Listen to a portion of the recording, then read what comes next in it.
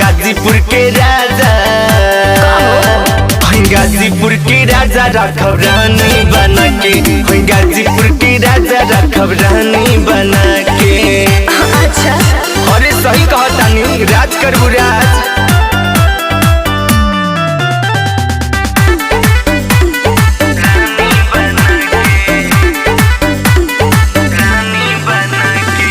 करे सैदपुर के लोग बड़ा प्यार हो, बोलिए से भर जाई मनवा तुहार हो।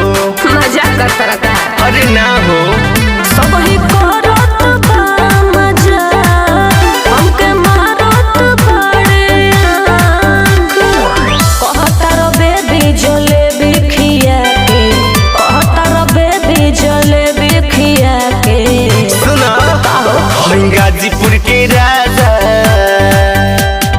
गाजीपुर के राजा राखब रानी बना के, गाजीपुर के राजा राखब रानी बना के। अरे पूरा गाजीपुर जाने ला।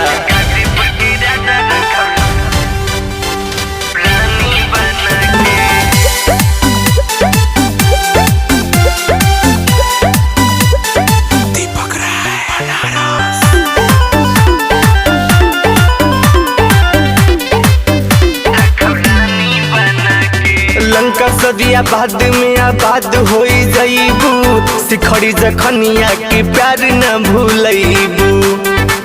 सने लगता है हाँ हो ऐसे छुआ जाने का ना तो होई जाई बाबा।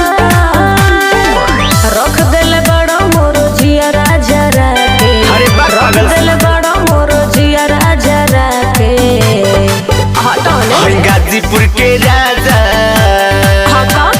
गाजीपुर के राजा राखब रानी बना के, गाजीपुर के राजा राखब रानी बना के। सही में का हाँ हो रानी बन के राज करबू।